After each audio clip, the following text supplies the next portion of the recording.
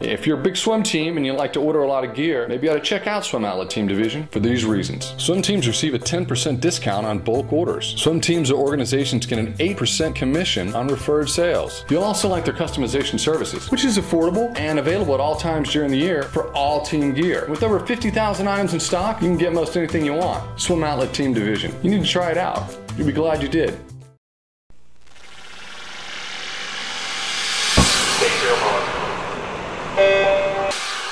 This is the Morning Swim Show for Wednesday, April 3rd, 2013. I'm your host, Jeff Cummings. The Arena Grand Prix Series is coming to Arizona next week, and several Olympians will be in Mesa racing in the first meet of the long course season. Aaron Peirsol will be in the pool as well, though not racing old rival Ryan Lochte. He'll be part of a special event put on by Arena featuring a couple dozen local kids who will get a once-in-a-lifetime experience in Mesa to hang out with the Olympic champion. And Aaron joins us now via Skype from Arena's headquarters in Portland to talk about this new part of the Grand Prix. Aaron, good to see you. How are you? Good to see you, Jeff. I'm doing well. Doing very well. Thank you. Doing well. So it's your first time up to see the Arena headquarters in Portland? First time up here to see these headquarters in Portland, and it's definitely about time too. So it's good. I've gotten to really become familiar with these guys over the past 5 years, and it's a great little family up here. It's nice to finally come up here and visit them.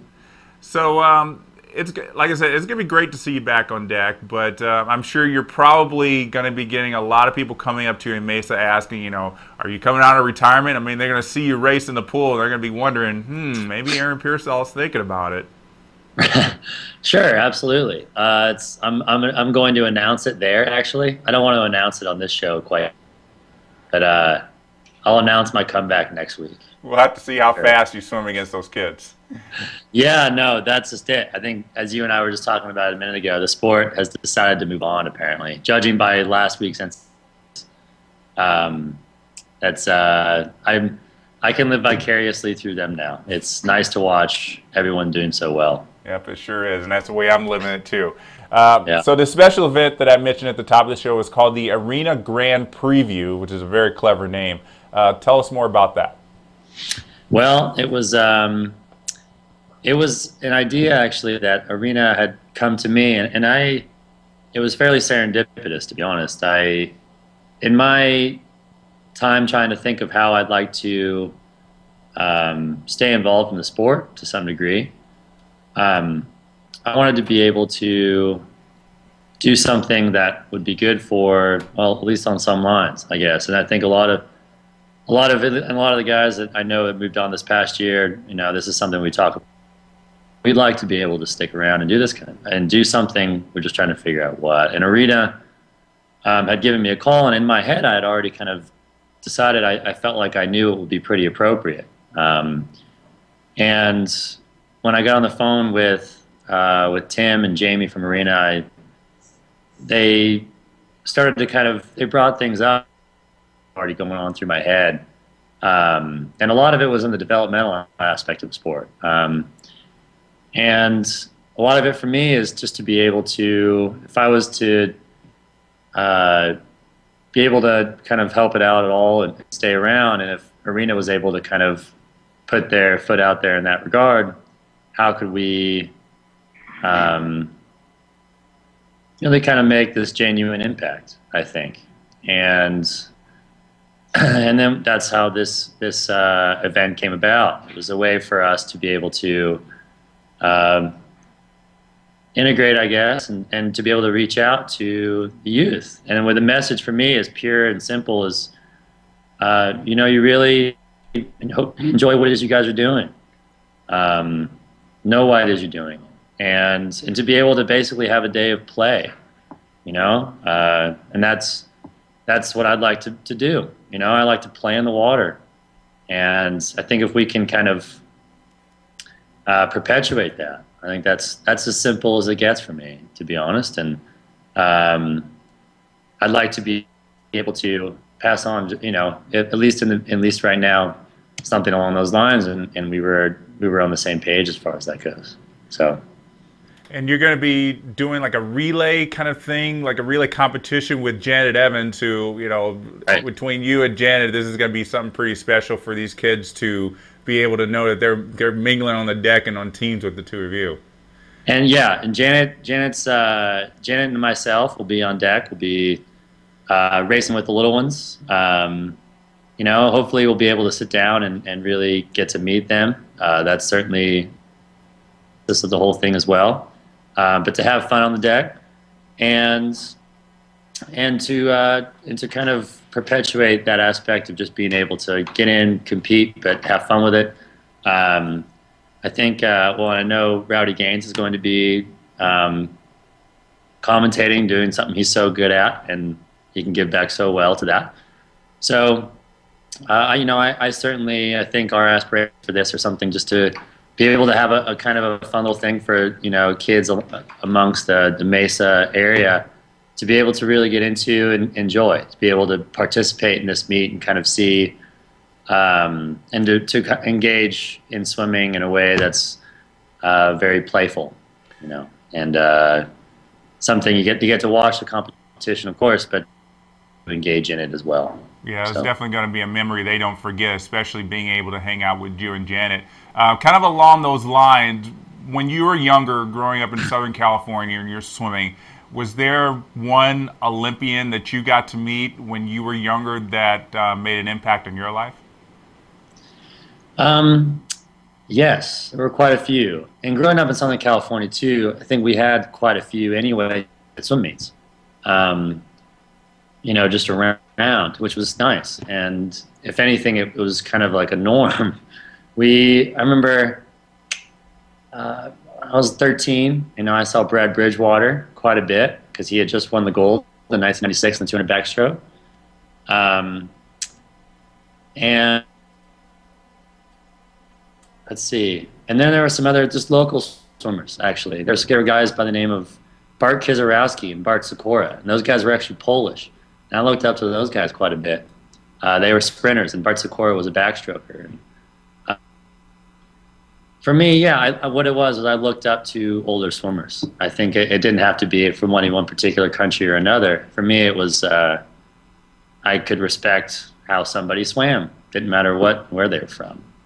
And I was fortunate enough to be in a place where there were a lot of good older swimmers, different teams from other places. So I think it's important that to be able to give back in some way along those lines, to be able to, if I can help at all, I'd like to help at least along those lines. So.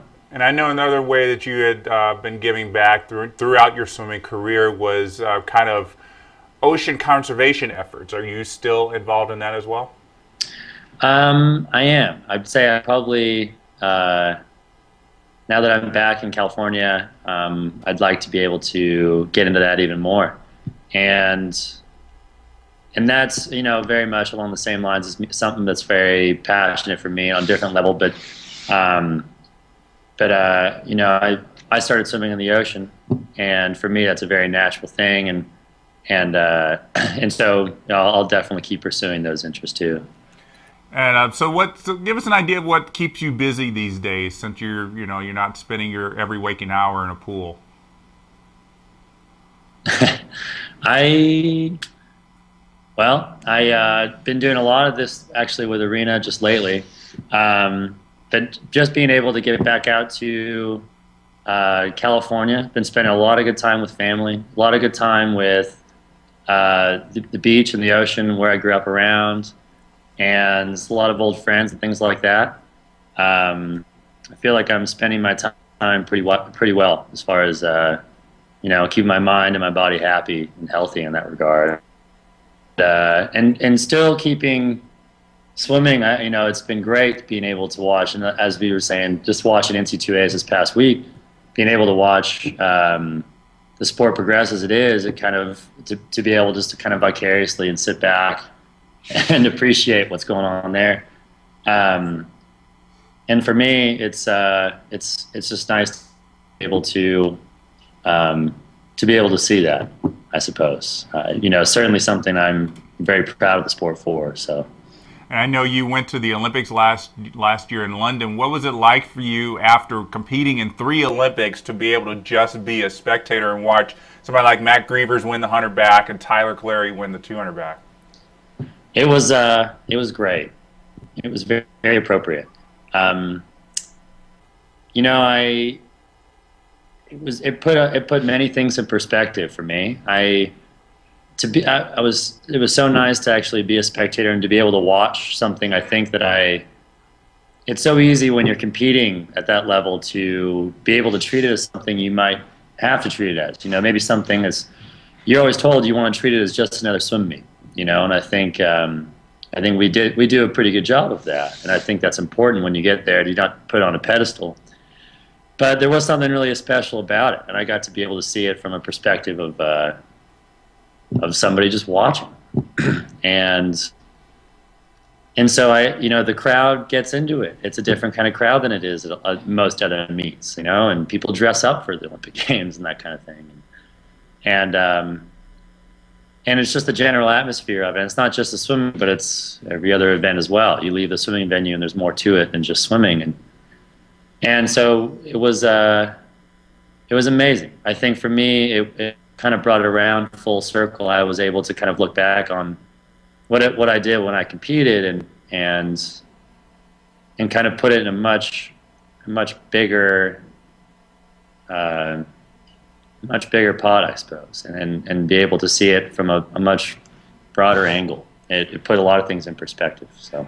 And now you're watching the sport at the NCAA level, where 10, 11 guys are going 139 in prelims. About 9 years after you were the first to break 140, and right. We were all still talking about that 148 200 breast and the 17 850 free split. And what has it been like for you to see this radical shift in the way swimming is going?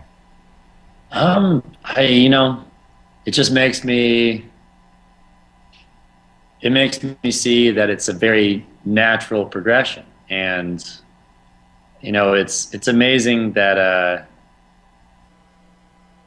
I'm so happy to see it happening, I suppose, and it couldn't be at a better time. I think my generation had been around for quite some time, and it seems like as soon as ours was kind of ready to go, there was another one that just so naturally that seems to be kind of coming in, and it's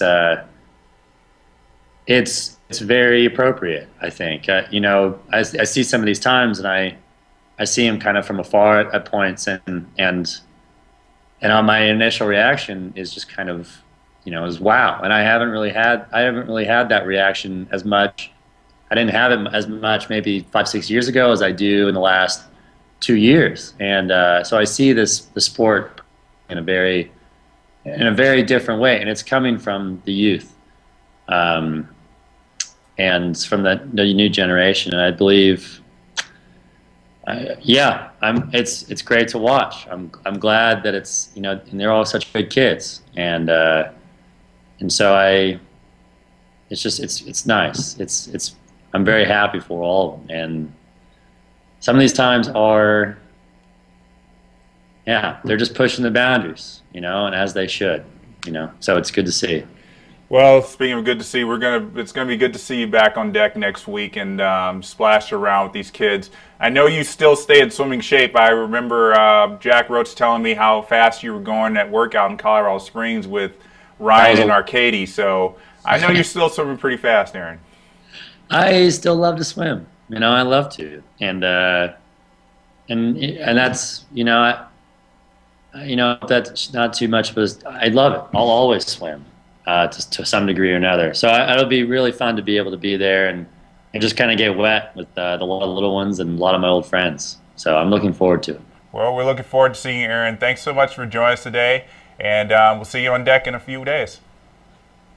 Appreciate it. All right, so that was Aaron Peirsol joining us for today's edition of the Morning Swim Show.